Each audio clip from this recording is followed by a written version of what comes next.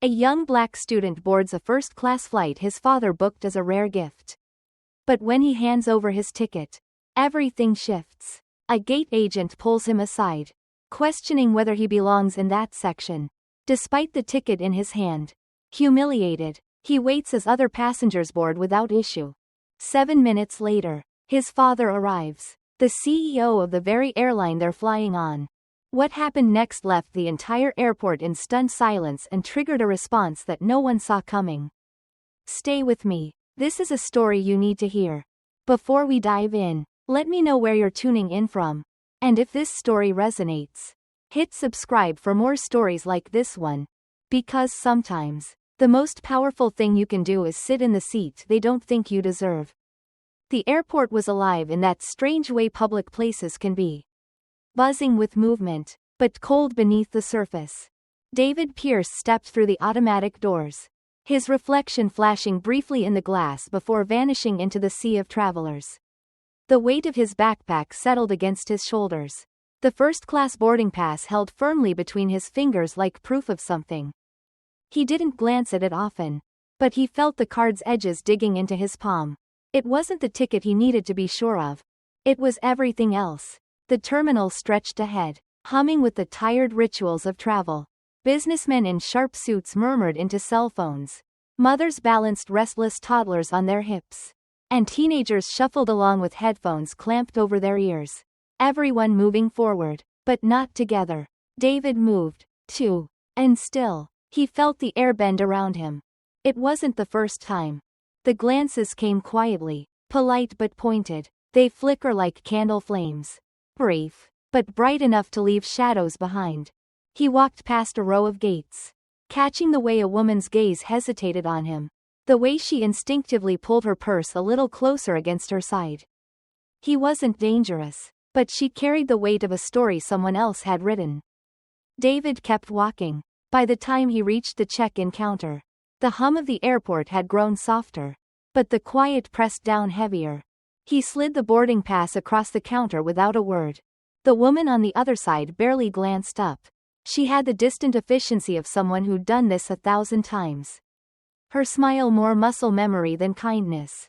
But when her eyes flicked to the ticket, that small square of authority, her hand paused, just for a breath too long. Her eyes lifted, scanning his face. "Sir," she began, her tone wrapped in careful politeness. "I think there's been a mistake." David blinked, the words circling but not landing. "No mistake," he said simply, nodding toward the ticket. She smiled again, that tight, rehearsed smile. "First class," she repeated, her voice dipping, like the words had grown heavier since she last spoke them. David didn't move. "It's mine," he replied, the quiet stretch of his voice holding steady against her doubt. The woman hesitated. Then, gently but firmly, she slid the ticket back across the counter. "Let me check on this," she said, not meeting his gaze. David stepped aside, his place in line now occupied by the uncomfortable weight of assumption. He stood there for a long time. Long enough to learn the rhythm of waiting. Long enough to feel each second pass over him like a slow tide. Behind the counter, the woman whispered to a colleague, gesturing toward David with the kind of subtlety that only made the moment louder. David felt it unravel, the way attention blooms when someone doesn't belong. It wasn't anger he felt. Not yet. But something else stirred, that familiar flicker of recognition. He had seen this before. The soft denial that never needed to be loud. Another man appeared, tall, sharp at the edges, and wrapped in the same navy uniform as the others. He approached with the casual ease of someone accustomed to holding authority. But not the kind that needed to be earned. David braced himself. "Afternoon, son," the man greeted, smiling, but not warmly. "First class, huh?" David nodded, his grip tightening around the boarding pass. "My dad booked it for us." The man's smile didn't waver, but something behind it sharpened. "Mind if I take a look?" David handed over the ticket, feeling the man's eyes scan it as if he expected the ink to smudge beneath his fingers. "Looks like a mix-up," the man said, handing it back. "Let's find you something in coach. That should be more appropriate." The words sat heavy in the air, polished but still raw. David swallowed hard, hearing the faint murmur of other passengers behind him. The way they leaned just close enough to catch the edges of the conversation.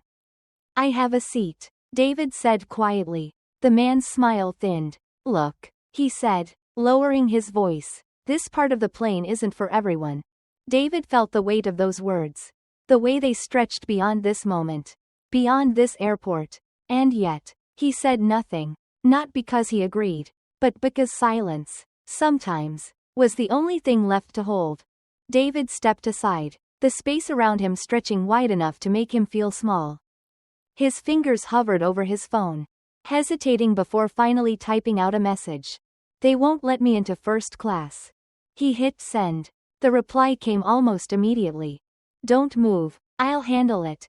David exhaled slowly, his eyes drifting toward the gate. The man still stood by the counter, speaking softly to the woman as they glanced his way. David could see it plainly now. The invisible line they thought he had crossed. And though he held his ground, though he did not move, David knew the truth. Sometimes the heaviest weight is not the one you carry, but the one you weren't meant to touch at all. David Pierce stood alone in the narrow strip of floor just beyond the line. That invisible space where people are placed when the world doesn't quite know what to do with them. He shifted his weight, trying to ignore the tightening knot in his stomach. But it wasn't working. The counter was only a few feet away. But somehow it felt farther now. Distance isn't always measured in steps. Sometimes, it's measured by the way people look through you. The man in the navy uniform. He hadn't left. He lingered by the desk, one hand resting on the counter, chatting quietly with the woman who first pulled David from the line. David could see the shape of their words, even if he couldn't hear them. They spoke in that low, practiced tone, the kind people use when they think they're doing you a favor. Or when they've already decided the conversation is over. The woman nodded, lips pressed thin, and David saw the flicker of a glance dart toward him again. A glance like that didn't ask questions. It answered them. Another family stepped up to the desk. White, laughing, their bags rolling behind them as the attendant smiled and ushered them through without a second glance. Their first-class tickets were taken without hesitation. No pause, no verification. David watched, feeling something rise slowly in his chest. He didn't know why, but the simple act of watching them pass felt like a betrayal. Not by the family, by the moment. David's phone buzzed in his hand. His father's name lit up the screen. Still waiting? David's thumbs hovered over the screen. Yeah, they're checking. He hesitated, then added, "It's taking longer than usual." He didn't know why he softened it. Maybe because telling the truth, out loud, made it harder to hold. Minutes stretched on. Passengers filed by, barely noticing David standing there. Or maybe they did notice, and chose not to look too closely. He thought about stepping forward, asking again, but something told him not to. The kind of instinct you only learn after you've been turned away once or twice. The sense that speaking louder won't make you heard. So he waited, the same way his father had waited. In meetings, at banks, in rooms where people smiled and shook his hand but kept the important papers just out of reach. David had seen it, and now, he was living it. When the uniformed man finally returned, David knew what he was going to say before he said it. "All right, son," the man began, tucking the first-class ticket just slightly beneath his palm as if it didn't belong there. "We're still sorting this out. But in the meantime, let's get you seated in the coach. We'll make sure you're comfortable." David's grip tightened around the strap of his backpack. "No," he said quietly. The man blinked. "Excuse me?" David straightened his shoulders, though his heart hammered in his chest. "I'm supposed to sit in first class. That's my seat." The man's polite smile thinned. "I'm sure you'll be just as comfortable back there." David looked at him, his voice steady even as his hands trembled. "You didn't check anyone else's ticket." For a moment, the man said nothing. The weight in the air shifted. Small, but heavy enough for David to feel it settle. It wasn't the words that created the silence. It was the truth behind them. The man's eyes narrowed slightly. "Listen, son," quote. But David was done listening. He held up his phone, the screen glowing faintly in his hand. "My dad's on his way."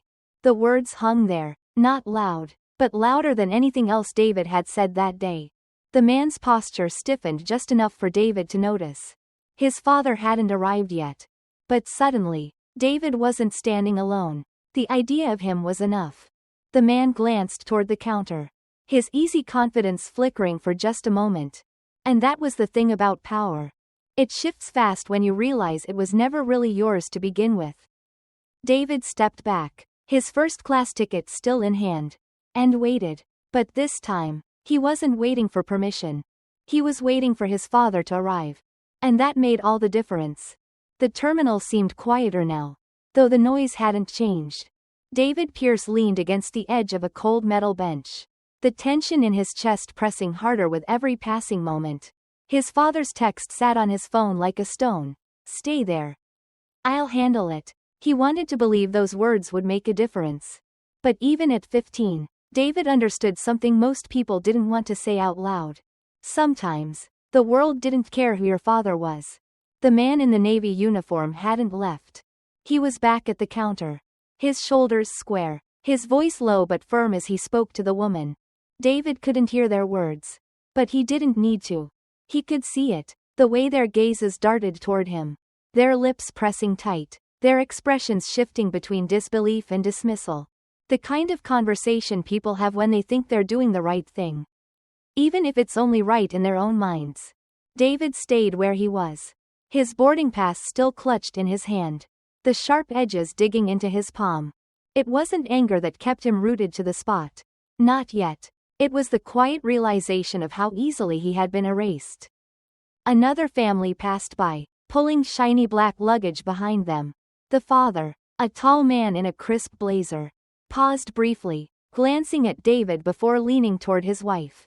"Is he waiting for someone?" he muttered. Not as softly as he thought. David heard the question and didn't flinch. But his chest tightened. The woman's response was barely a whisper. But it carried the weight of assumption. "Maybe he's lost." Lost. The word curled in the air. Small but heavy. A subtle reminder that David's presence was already a question in their minds. He wasn't lost. He just wasn't where they thought he should be. Minutes ticked by, stretching into something slower and heavier. David watched the woman at the counter pick up the phone again. Her lips forming the familiar shapes of uncertainty. "Yes," she said, nodding slightly. "He's still here." Her gaze flicked toward David. But she quickly looked away. There was something in her expression. A crack in the polished facade. Fear? Embarrassment? Maybe both. David wondered who was on the other end of that call. And then his phone buzzed. It was his father again. "I'm at the terminal. Don't move." David exhaled slowly, his hand tightening around his phone. For a moment, the tension in his chest eased, replaced by something steadier. But even as the promise of his father's presence gave him strength, the weight of the moment didn't disappear. Because David knew, this wasn't about his father at all. It was about the space David occupied. A space the world wasn't quite ready to give him. The man in the Navy uniform approached again. His steps deliberate, his gaze sharp. "All right, son," he said, his tone slipping into something almost friendly. "Let's try this again." David didn't move. The man held out his hand, as if expecting David to place the boarding pass there willingly. "Just let me take another look at that ticket," he said, his voice lowering slightly. "We'll get you sorted out." David's fingers tightened around the paper. "I've already shown you my ticket," he said quietly. The man's expression didn't change, but his patience thinned. "Look," he said, his tone shifting. "I don't want to make this harder than it needs to be. Why don't we find you a seat in coach? It'll be, quote, more appropriate." David finished, his voice sharper now. The man hesitated, his mask of politeness slipping for just a moment. "This isn't personal," the man replied, though his tone suggested otherwise. But David saw through it. He saw the careful distance the man was trying to keep. The way his words danced around the truth. It wasn't personal. It was practiced. Before the man could say more, the air shifted. David glanced toward the gate's entrance. And there he was. His father. Tall, broad-shouldered, with the kind of presence that filled every room he walked into. John Pierce moved with purpose. His suit was sharp, his expression sharper. The man at the counter noticed him immediately, his posture stiffening. John's eyes landed on David first, then swept toward the man in the navy uniform. "What's the problem?" John asked, his voice calm but cutting. The man faltered. "Oh, no problem, sir. Just a little confusion with the ticket." "Confusion?" John repeated, his tone dropping. David watched as the man's confidence unraveled, piece by piece. "It's been sorted now," the man added quickly. "Just a small misunderstanding." John's gaze didn't waver. "That misunderstanding wouldn't have happened if my son didn't look the way he does," he said flatly. The words landed heavy, and the man didn't argue. Because there was no argument to make. John placed a hand on David's shoulder, squeezing gently. "You all right?" David nodded, but the tension in his chest didn't fully fade. Because the truth was, he wasn't all right. Not really. Not in a world where he had to wait for his father to be seen. As they walked toward the gate together, David felt every eye in the terminal on them. Some started with curiosity, others with embarrassment, but none of them mattered. What mattered was the space he held now. The space his father's presence had carved out. It wasn't fair, but for now, it was enough. The hallway leading to the gate felt longer than David remembered. His father's hand rested firmly on his shoulder as they walked. But that hand didn't erase the weight David carried. It didn't erase the glances that followed them. Nothing ever erased the glances. John Pierce walked like a man who knew how the world worked, and wasn't afraid to remind it. But even as David watched his father move with quiet authority, he knew strength didn't always keep the world from asking questions. It only kept the questions quiet. For a while, the gate came into view. And the man in the navy uniform, David didn't know his name, and he didn't need to, was still there, standing just outside the counter. He straightened as they approached, his eyes flickering briefly to John before settling on David.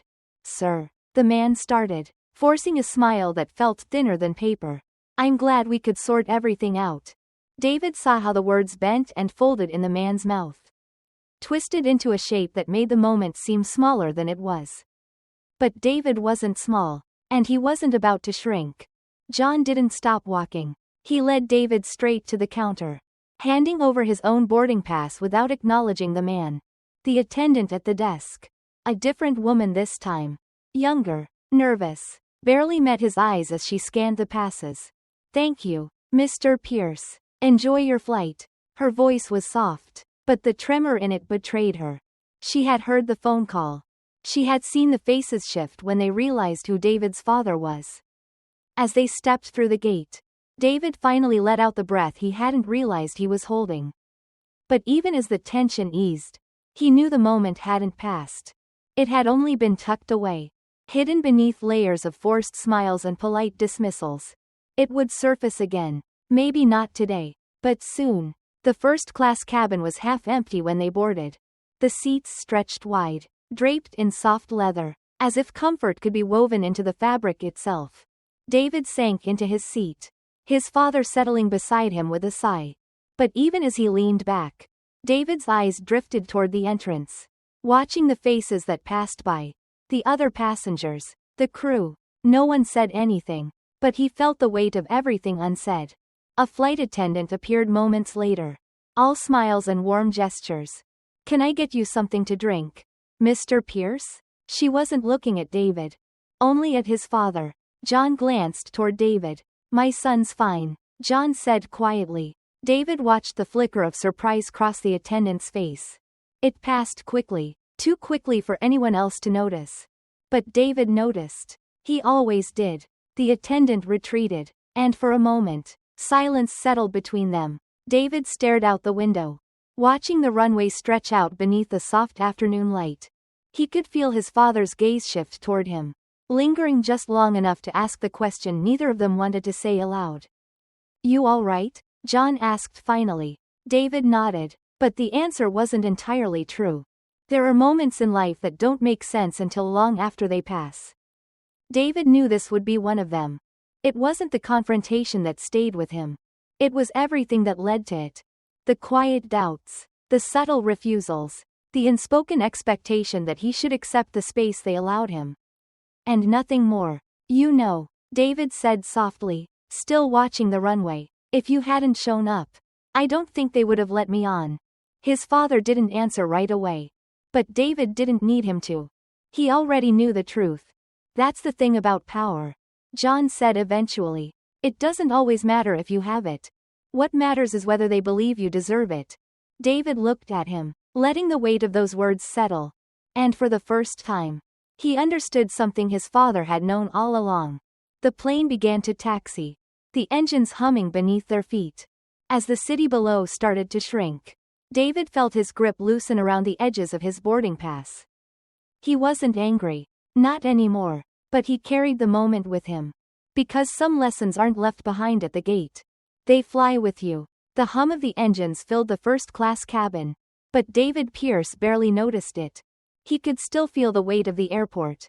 The invisible weight that sat heavier than the luggage tucked overhead. His father sat beside him.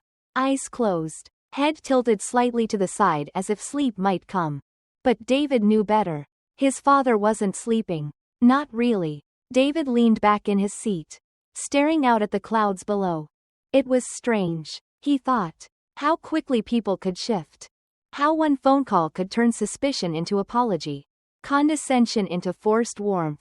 He remembered the look in the gate agent's eyes. The way her voice softened the moment she realized his last name carried weight. She had smiled, but not at him. She smiled at the idea of who his father was. And somehow, that made it worse. The flight attendant returned, her polite smile locked firmly in place. Mr. Pierce, she said softly, addressing his father, can I offer you anything else? His father opened his eyes, shaking his head with a quiet, I'm fine. David watched her linger, eyes flicking briefly in his direction. She didn't ask him if he needed anything. She didn't need to. In her mind, his comfort was already borrowed. David wasn't sure what angered him more. The slight, or the fact that it didn't surprise him. It was strange. This thing called belonging. You could sit in the right seat, wear the right clothes, hold the right ticket, and still, you could feel the room trying to shrink around you. Dad? David's voice cut through the hum of the cabin, quieter than he expected. His father glanced over. Yeah? David hesitated, thumb tracing the edge of his seat. Why didn't you say something earlier? His father straightened, taking a slow breath as if the answer needed time to surface.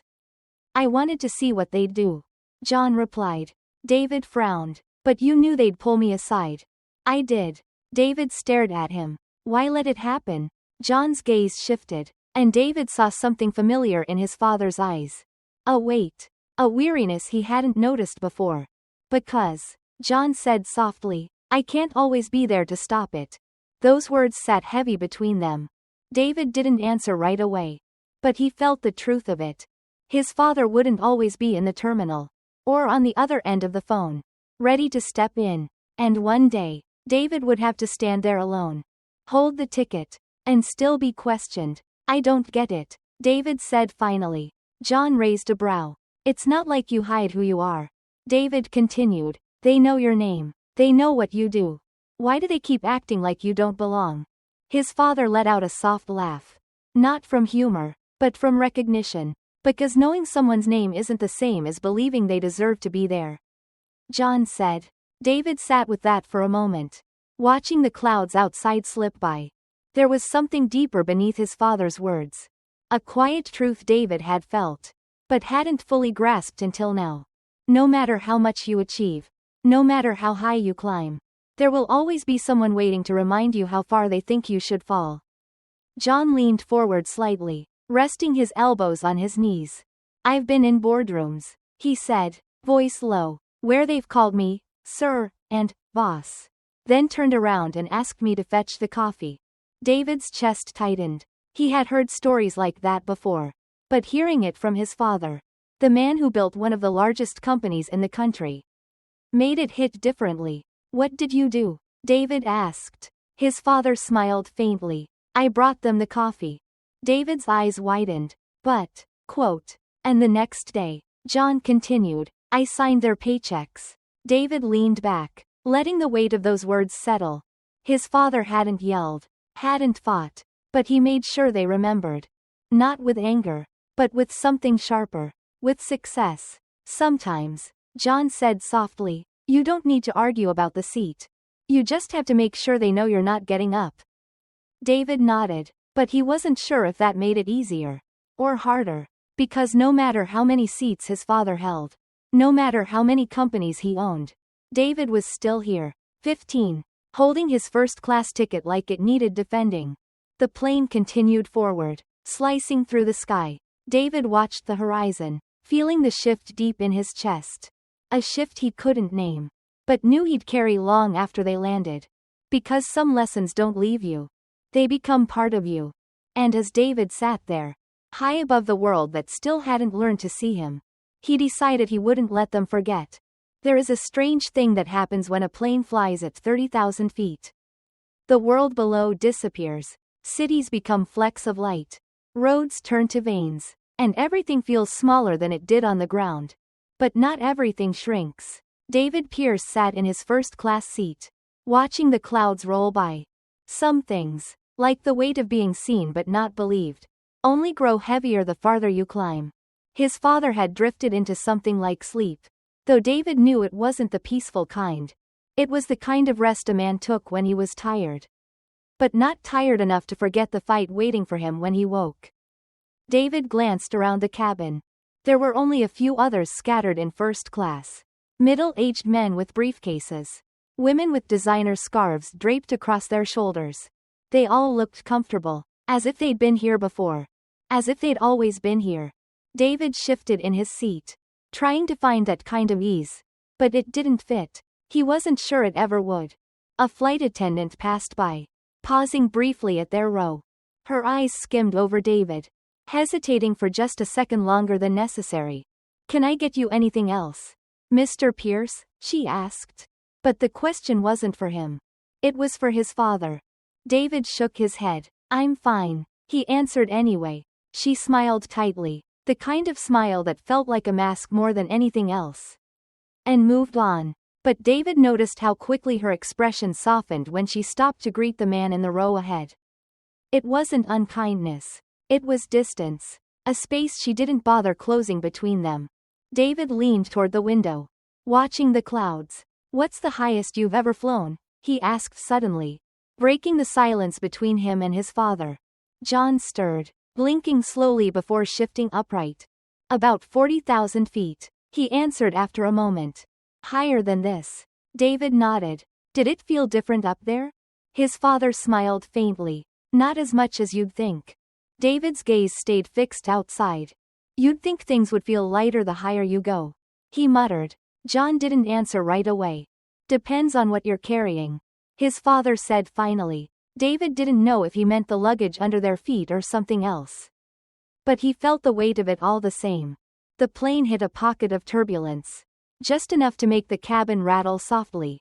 David barely noticed, but he felt his father shift beside him. Everything okay? John asked, his voice low but steady. David nodded. Yeah, just thinking. John's eyes narrowed slightly, but he didn't press, because he knew the look on his son's face. It was the same look he'd worn at David's age. You know, John began, folding his hands in his lap. The first time I flew in first class, I was about your age. David glanced at him, surprised. You were 15? 16, John corrected. I was with your grandfather. Business trip. He made me wear a suit. Even though I hated it. David smirked. That sounds like Grandpa. His father chuckled. It does. He told me something that day I haven't forgotten. David waited, his eyes meeting his father's. John's expression softened, but there was something else beneath it. Something sharp. He said, they'll let you sit here, but they'll never stop watching to see if you know how to behave. David's chest tightened. Did he mean because of? Quote. John nodded before David could finish. Because of who we are? Yes. David shifted in his seat, his hand grazing the edges of his boarding pass. Did that bother you? His father exhaled, his gaze drifting toward the front of the cabin. It didn't have to bother me. It just was. The plane dipped slightly, leveling out as the captain's voice crackled over the intercom, announcing their descent. David felt his pulse quicken, though he didn't know why. Maybe it was the thought of landing. Returning to a world that hadn't changed while they were in the sky. Did you ever mess up? David asked suddenly. His father raised a brow. In first class. I mean, David clarified. John smiled. I tried not to. And if you did? His father's expression darkened, but not with anger. With memory. Then I made sure they never forgot why I was there. David let those words settle. The plane dipped lower, the ground slowly rising beneath them. As the city lights sharpened in the distance, David thought about the ticket tucked in his pocket. How much it had cost his father to buy it. Not in money, but in years of being told to prove his worth. Over and over again. You shouldn't have to explain it every time, David said quietly. His father looked at him for a long moment. No, John replied, but we still do. David's hands tightened around the armrest. That doesn't seem fair. John's gaze softened, but his voice didn't. It's not about fairness. It's about truth. As the wheels touched down, David felt the cabin lurch forward. His father's hand steadied him. Gentle, firm. And for the first time, David realized something. His father wasn't teaching him how to sit in first class. He was teaching him how to hold his seat. Even when the world tried to take it away.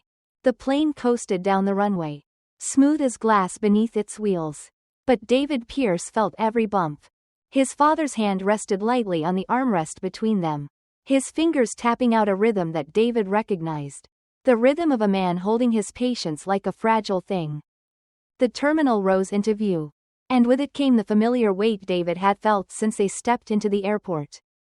It wasn't the weight of luggage. It was the weight of being watched. And David knew, even as they taxied to the gate, that the eyes waiting for them at the terminal weren't the same ones that had smiled so politely when they boarded.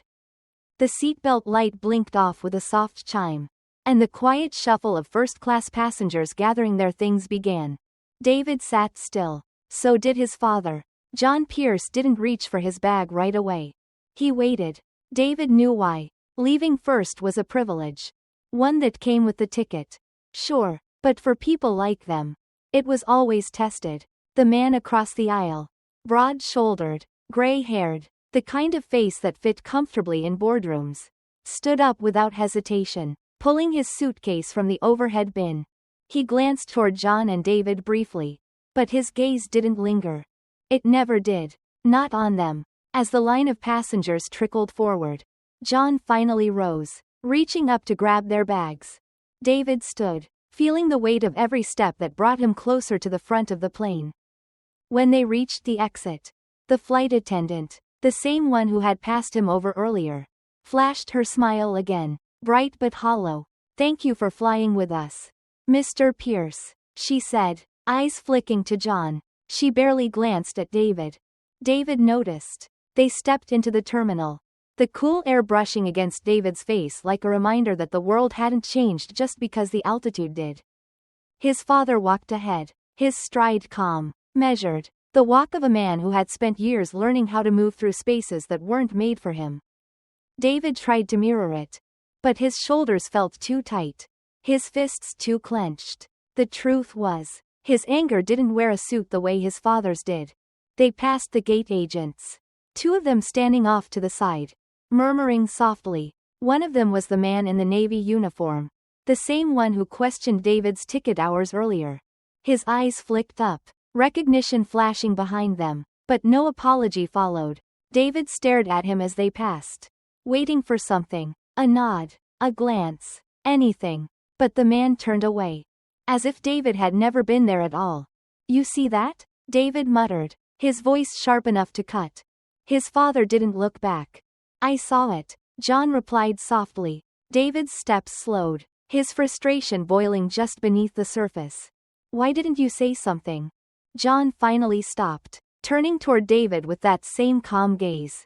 The one David couldn't break, no matter how much fire he felt in his chest. Because I didn't need to, John said simply. David frowned, but he knows what he did. John's eyes softened, but his voice didn't. And I know who I am. David's breath caught in his throat. He wanted to argue, to tell his father that knowing who you are shouldn't have to be the answer every time. But part of him knew. It was the only answer some of them would ever get. As they approached baggage claim, David let the tension in his fists ease. Does it ever stop? He asked finally. The words quieter than he meant them to be.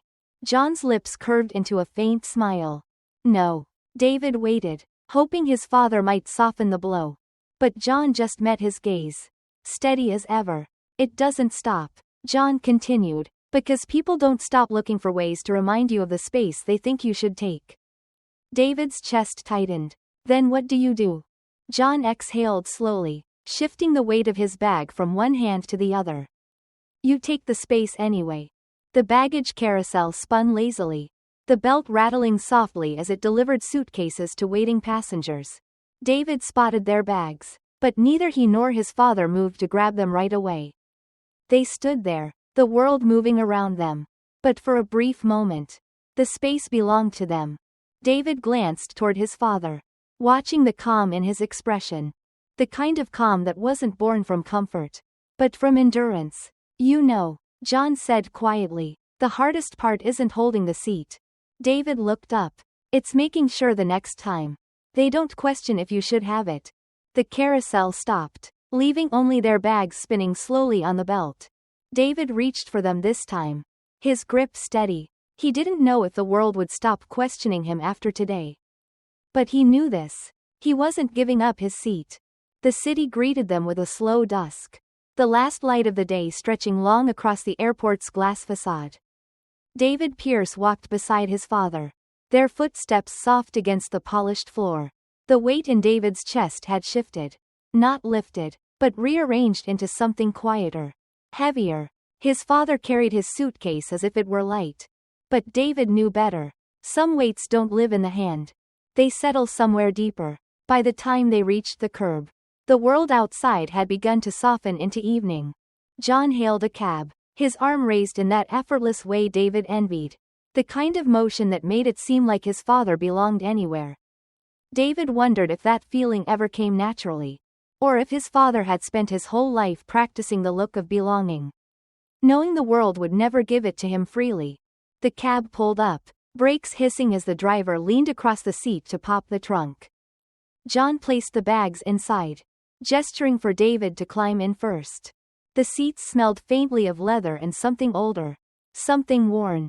David sank into the corner, watching the terminal through the window. His father followed, settling beside him with a quiet sigh. And for a while, neither of them spoke. The city blurred by in streaks of red and gold. And David watched it all, feeling the hum of the cab beneath him. Finally, he broke the silence. Why didn't you tell them who you were right away? His father didn't answer immediately. David could see the reflection of his father's face in the glass. Calm, unreadable, the same way it had been when the gate agent questioned his ticket. Because, John said softly, I wanted to know if they'd see you for who you were before they saw me. David's throat tightened. They didn't, he replied, his voice barely above a whisper. His father nodded, gaze still fixed on the road ahead. I know. The admission sat between them, heavy but familiar. David shifted in his seat, staring at his hands. It's not fair. John smiled faintly. It's not. David's chest tightened, frustration bubbling beneath his skin. But you just let it happen. John's eyes softened, but his voice didn't. David, you think I let it happen? His father turned slightly, holding his gaze. No, I saw it. I felt it, and I chose to wait. David frowned. Why? His father leaned back, resting one arm against the window. Because sometimes, waiting is the loudest thing you can do. David didn't respond right away. But his mind turned over those words, folding and unfolding them like paper. It didn't feel loud. It felt small. It felt like standing in a place that didn't want you there and pretending the ground wasn't shaking beneath your feet. The cab slowed as they neared their neighborhood, the lights of home flickering just ahead. David's frustration lingered, but beneath it, something else had begun to take root. Not acceptance, but understanding. You know what bothers me most? David asked as the cab rolled to a stop. John raised an eyebrow. David glanced at him. They apologized because of you. Not because of me. John's eyes met his, steady and knowing. They apologized because they knew they were wrong. John corrected. They just needed a reason to admit it. David swallowed hard, the truth settling deeper than he expected. The driver popped the trunk. And John stepped out first, grabbing their bags with ease. David followed, the cool air brushing against his skin. The sky had darkened now, and the streetlights buzzed quietly overhead. As they reached the front door, David's father paused, one hand resting on the handle. He glanced over his shoulder, his expression softening. "You think the apology should have come sooner?" John said, his voice quiet but firm. David nodded.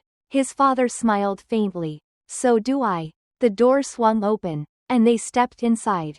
But even as David dropped his bag by the stairs and sank into the worn comfort of home, he knew something had shifted. Not in the world. In him. Because the truth was, the apology didn't matter. The seat didn't matter. The fight wasn't over first class. It was over holding the space you deserved, even when the world tried to take it from you. As David lay in bed that night, staring at the ceiling, he thought about the flight, the gate, the man in the Navy uniform. And he realized his father wasn't teaching him how to sit in first class. He was teaching him how to stay there. No matter how many times the world tried to move him back.